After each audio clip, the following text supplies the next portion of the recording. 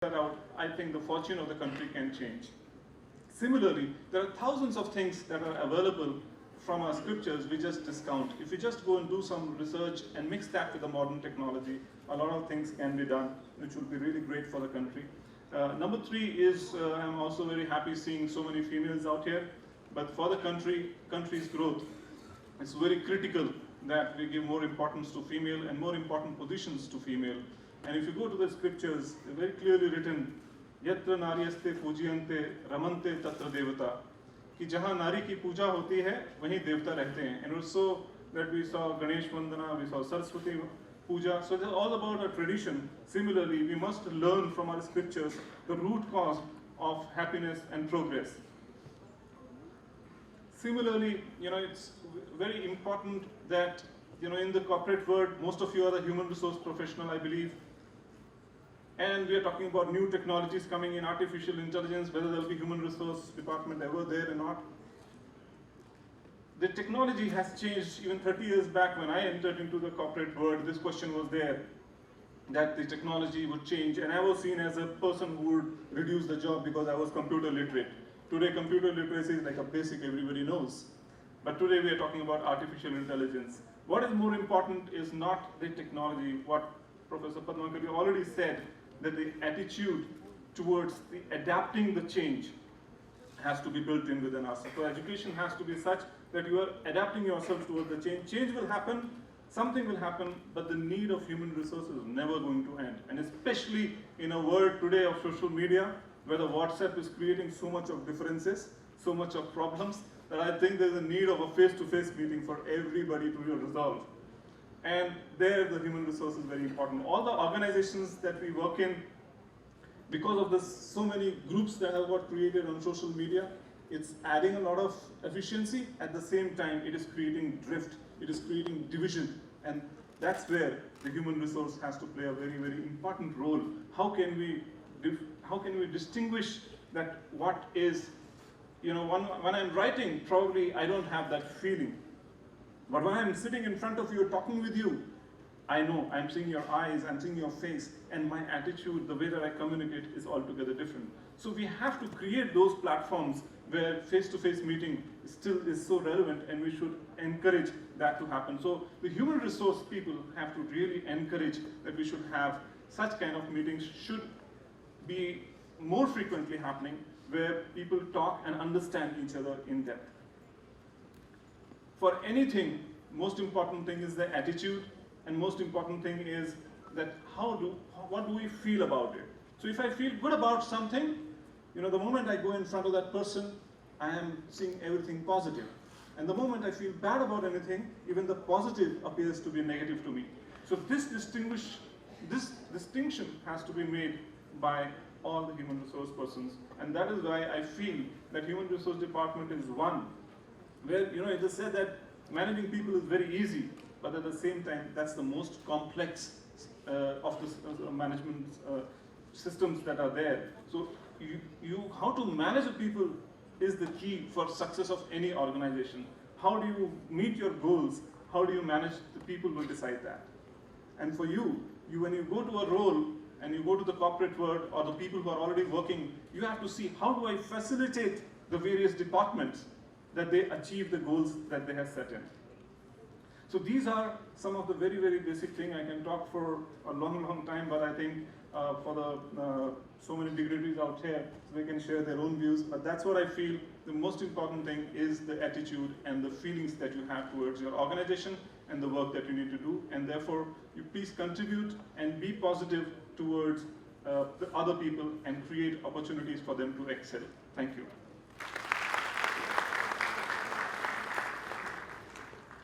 Thank you, sir. We are truly delighted to have with us an extraordinary master of leadership and skill development, Mr. Raj Nehru, Vice Chancellor, Haryana Vishwakarma Skill University. May I invite Mr. Raj Nehru to kindly address the gathering.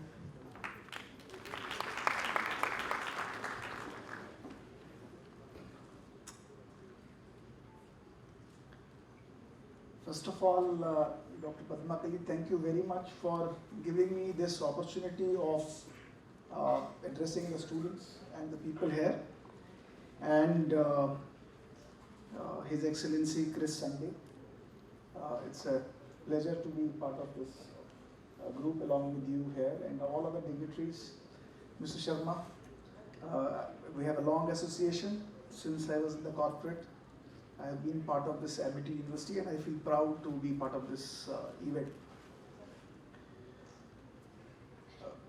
Given that the theme of this program is about organizational excellence, and then there are HR folks who are attending this, I will keep myself restricted to this theme. And as Dr. Padmakali mentioned about Friday and Sunday, so I'll stay with the weekdays, and I have 7 things that I will talk about, which comes purely from my personal experience. Since I transitioned from army to corporate and from corporate to government. I have a long 20-year career with corporate in HR, compensation.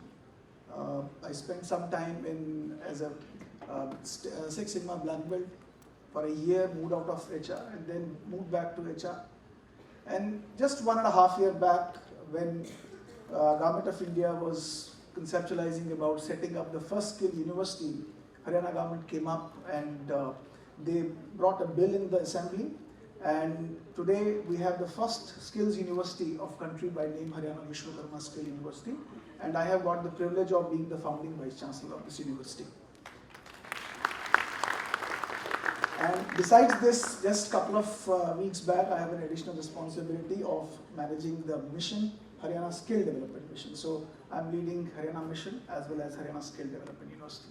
And what I will tell you today is how this transition happened and what I have learned as an HR professional and how that learnings in HR have really helped me, because the entire work that was entrusted to me 1.5 years back was one letter which said you have been appointed, and a paper which said there is 82.5 acres of land. It is a barren agriculture land, and this is what I was getting.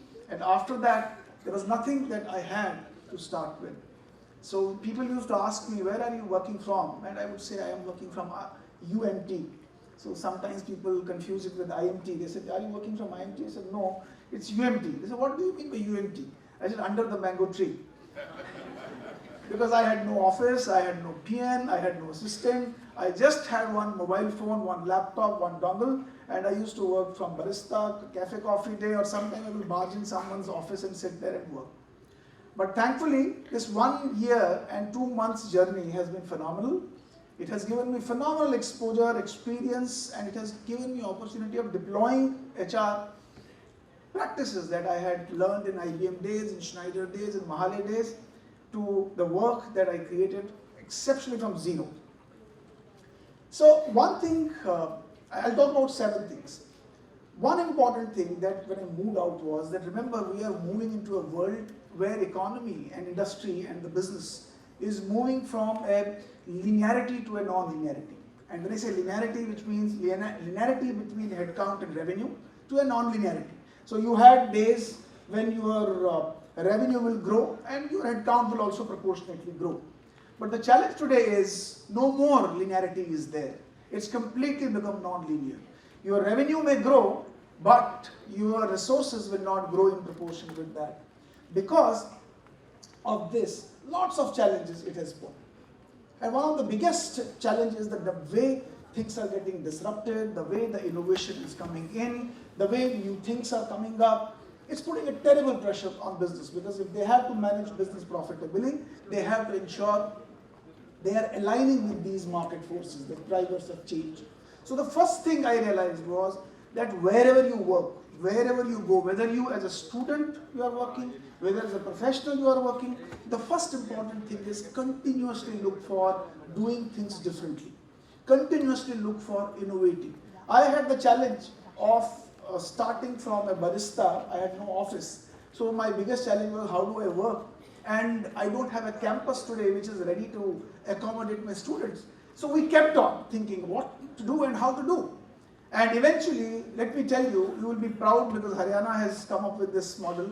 This is the first university which has rolled out dual education industry integrated model 8 months back. the first partnership with Hero MotoCorp. And today, students from far-flung areas of Haryana and India who are from rural belts, almost 70% from the agriculture community, almost 70 to 80% who are dropouts. So they have almost 4 to 5 years of gap after their class 12 or class 10. They are my first students today in this university, and they are doing extremely well. Their first semester is over, and Hero is extremely excited about the way we have developed. And the beauty of this is we innovated this model in such a way where I don't need my campus. I have no capex investments. We created the classrooms in Hero. We created labs inside the Hero campus with a mutual agreement. Students study there, my faculty teach them there, and students work also on the shop floor through a process of modulation that we have done. So this is one thing I learned, that when you enter into your work, when there are challenges, that is the only way to create opportunities. And that is the only time when you must innovate, you must scan through and find out what can you do in a situation like this. So first thing to all the HR folks is, whatever you do, wherever you go, whatever you are doing, whether you're a student or you're a professional, keep innovating.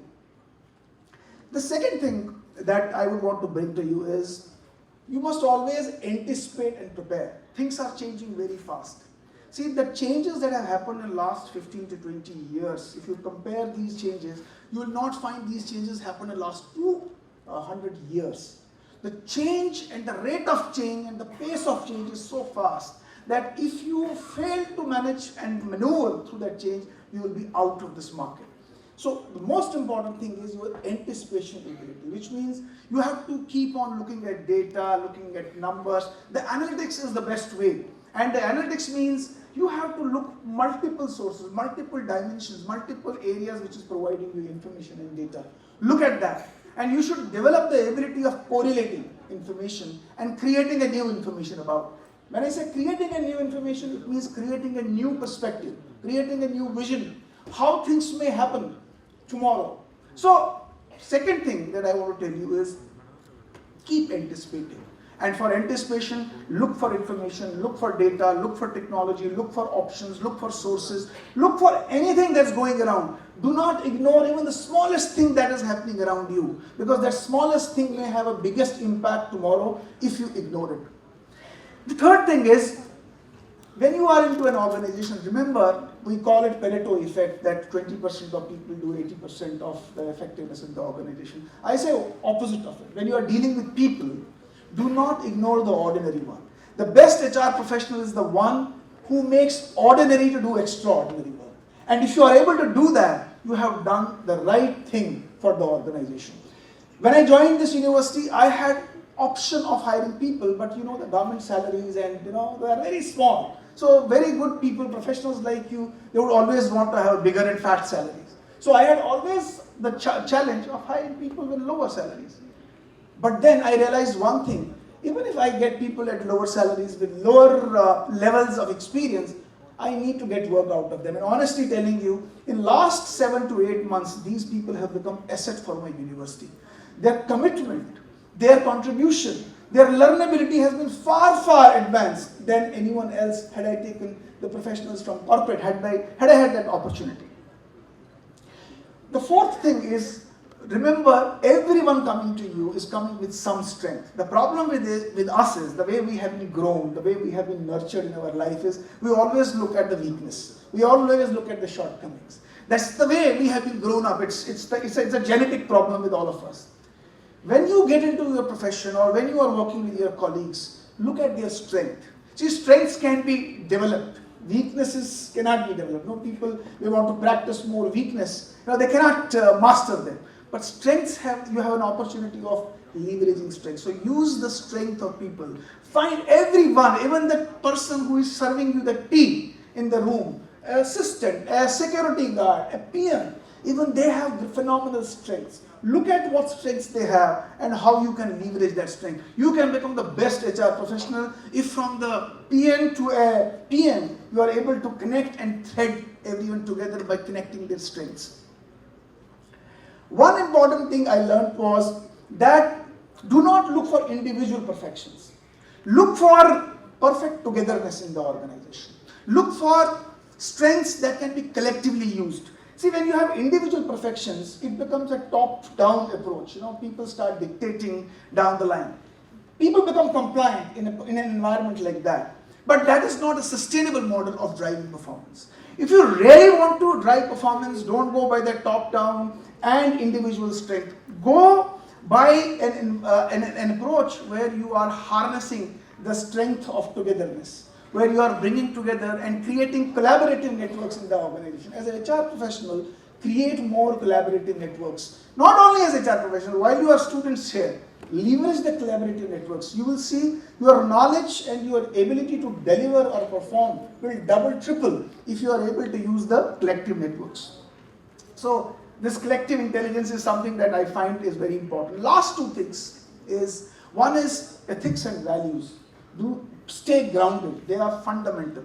I was in Arunachal a couple of weeks back with some of my team.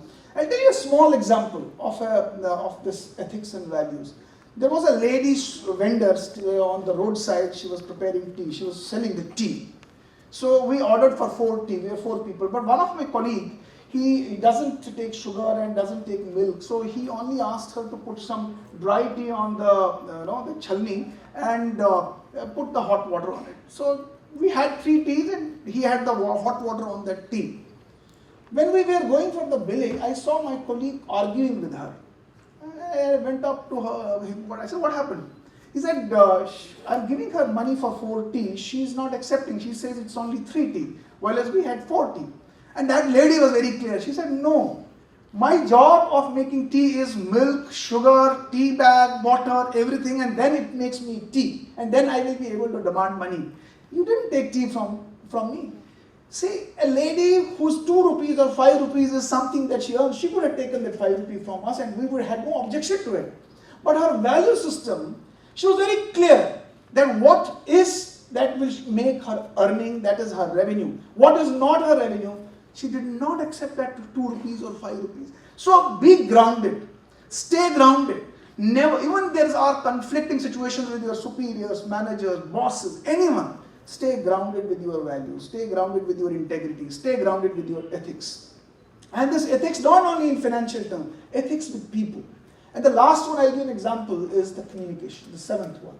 This is the fundamental core thing after integrity. If your integrity and ethics and motives are very good, you need to develop how to communicate these ethics and values outside, and that's communication. We always look communication as the tip of the iceberg. No, we'll look like fancy dress and use good words of English, and that makes us we are a good communicator. I don't think that is the communication. It's not about the content.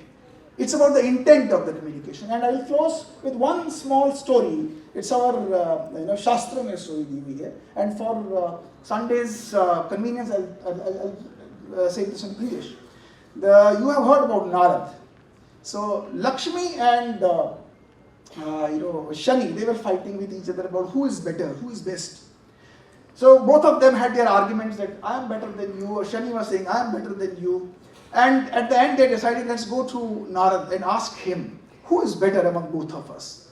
So when they reached into Narad, it was a difficult situation for Narad, because he can't ignore Lakshmi, and he can't also ignore Shani. So for him it was a duvida, it was a dilemma. How can he save himself from the situation? But he was connected by both of them, and they were expecting him to respond. So he decided to solve this problem. So he asked both, can you walk a distance? So both of them, amazingly, they walked. And then he said, can you come back to me now? So both of them came back. Now they said, tell us, who is the better one? So the Narad, with smart communication, said, while Lakshmi was coming, she was looking beautiful and gracious, and I was looking welcoming her. And while Shani was going back, he was looking graceful. And you see, Lakshmi coming is always welcome. Shani going is always welcome. And that's how you have to be smart when you are communicating. It's not about the content, it's about the intent of the communication.